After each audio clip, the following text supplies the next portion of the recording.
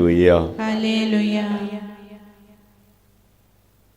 പ്രിയപ്പെട്ടവരെ, ഇന്നത്തെ ചോദ്യം: നീ കർത്താവിന് നികുതിയായി എന്തു കൊടുക്കും? നികുതി കൊടുക്കുന്നതിനെ കുറിച്ചാണ് ഇന്നത്തെ സുവിശേഷം. നമുക്കറിയാം എന്താണ് ടാക്സ്, എന്താണെന്ന് നമുക്കറിയാം. നമ്മൾ ടാക്സ് കൊടുക്കുന്നത് എന്തിന് അനുപാതികമായിട്ടാണ്? നമ്മുടെ ടേൺ ഓവറിന് അനുപാതികമായിട്ട്, വരുമാനത്തിന്, അതാണ് ഇൻകം ടാക്സ്. വരുമാനത്തിന് അനുപാതികമായി എന്തു കൊടുക്കണം? ടാക്സ് കൊടുക്കണം. അപ്പോൾ നമുക്ക് കിട്ടിയതിന് അനുപാതികമായി, അത്രയേ ഉള്ളൂ. നമ്മൾ നമുക്ക് കിട്ടിയതിന് അനുപാതികമായി ദൈവത്തിന് നമ്മൾ എന്തു കൊടുക്കുന്നുണ്ട് എന്നുള്ളതാണ് ചോദ്യം. അതിനെക്കുറിച്ചാണ് ഇന്നത്തെ ഒന്നാം വായനയിൽ പറയുന്നത്. നിങ്ങൾ നിങ്ങളുടെ ഹൃദയത്തിൻ്റെ പരിച്ഛേദനം കർത്താവിന് സമർപ്പിക്കുവേൻ.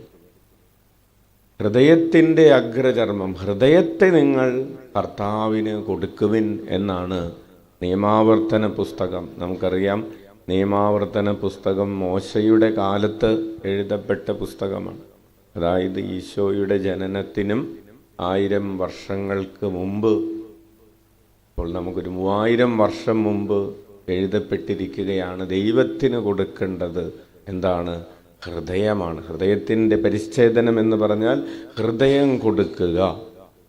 ഇനി എന്താണ് നമുക്ക് കർത്താവ് തന്നിട്ടുള്ളത്? നമ്മുടെ കണ്ണും നമ്മുടെ കാതും നമ്മുടെ കൈയും കാലും നമ്മുടെ ശ്വാസവും നമ്മൾ കഴിക്കുന്ന ഭക്ഷണവും, നമുക്കുള്ളതെല്ലാം A to Z. ഇനി Z കഴിഞ്ഞിട്ട് വേറെ വല്ലതും ഉണ്ടെങ്കിൽ അതും. അപ്പോൾ ആദ്യം മുതൽ അവസാനം വരെയുള്ളതെല്ലാം നമുക്ക് വരുമാനമാണ്. ആരിൽ നിന്നുള്ള വരുമാനം? അല്ലേ, ഇത് മുഴുവനും എന്താണ്? ഒരു വരുമാനമാണ്. ദൈവം തന്നിട്ടുള്ളതാണ്, ദൈവത്തിൽ നിന്ന് നമ്മൾ സ്വീകരിച്ചിട്ടുള്ളതാണ്. ഇതിൽ നിന്ന് നമ്മുടെ ശരീരവും നമ്മുടെ മനസ്സും നമ്മുടെ ആത്മാവും നമ്മുടെ കുടുംബവും, നമുക്കുള്ളതെല്ലാം അങ്ങനെ എണ്ണി നോക്കിയാൽ തീരില്ല.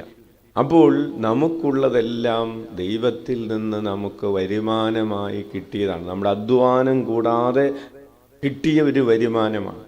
ഇതിൽ നിന്ന് നമ്മൾ എത്രമാത്രം ദൈവത്തിന് നികുതിയായി കൊടുക്കുന്നുണ്ട് എന്നുള്ളതൊരു ചോദ്യമാണ്. ദശാംശം എന്നൊക്കെ പറയുന്നത് അപ്രകാരം ഒരു അർത്ഥത്തിൽ കൂടെയാണ്. പക്ഷേ പുതിയ നിയമത്തിൽ ഈശോ പറയുന്നത്, നിങ്ങൾക്ക് ദാനമായി ലഭിച്ചു, ദാനമായി കൊടുക്കുവിൻ, മുഴുവനും കൊടുക്കുക എന്നതാണ് പുതിയ നിയമത്തിൻ്റെ നീതി. മുഴുവനും കൊടുക്കുക എന്നതാണ് പുതിയ നിയമത്തിൻ്റെ നികുതി. ഈശോ മുഴുവനും കൊടുക്കുന്നത് പഠിപ്പിക്കാൻ വേണ്ടിയാണ്.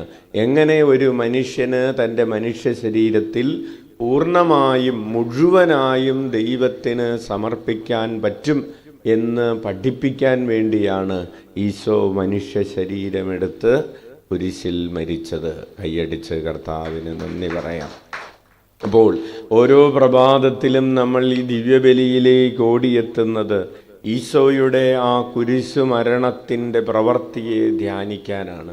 ഈശോയുടെ കുരിശുമരണത്തെ അൾത്താരയിൽ നമ്മൾ ആഘോഷിക്കുന്നത് ഈശോയുടെ കുരിശുമരണവും പുനരുദ്ധാനവുമാണ്. ഇത് കണ്ടു പഠിച്ചിട്ട് വേണം നമ്മുടെ ദിവസം ആരംഭിക്കാൻ. അത് കണ്ടു പഠിക്കാൻ വേണ്ടിയാണ്, അത് കണ്ടുപഠിച്ച് അതുപോലെ ആയിത്തീരാനാണ് ഈ അൾത്താരയുടെ മുമ്പിലേക്ക് നമ്മൾ ഓരോ ദിവസവും ഓടിയെത്തുന്നതും ജീവിതത്തിലേക്ക് മടങ്ങിപ്പോകും. ജീവിതം ആരംഭിക്കുന്നതും നമുക്ക് കർത്താവിനെ കണ്ടു പഠിക്കുന്നവരായി തീരാം. കണ്ണുകളടക്കാം, കരങ്ങൾ കൂപ്പി. നമുക്കനുദപിക്കാനുള്ള മേഖലകൾ എന്ന് പറയുന്നത്, നമ്മൾ കർത്താവിനെ അനുദിനം കണ്ടുകൊണ്ടിരുന്നിട്ടും കർത്താവ് തന്നെ പൂർണ്ണമായി പിതാവിനെ സമർപ്പിക്കുന്നത് കാണുകയും അനുഭവിക്കുകയും ധ്യാനിക്കുകയും ചെയ്തിട്ടും നമുക്ക് അതിനെ അനുകരിക്കാൻ വളരെ ചെറിയ അളവിൽ മാത്രമേ സാധിക്കുന്നുള്ളൂ എന്നത് നമ്മൾ അനുദപിക്കേണ്ട, പരിഹാരം ചെയ്യേണ്ട ഒരു മേഖലയാണ്.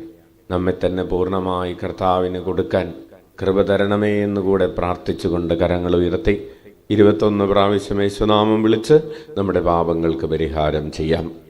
ഈശോയേ ഈശോയേ ഈശോയേ ഈശോയേ ഈശോയേ ഈശോയേ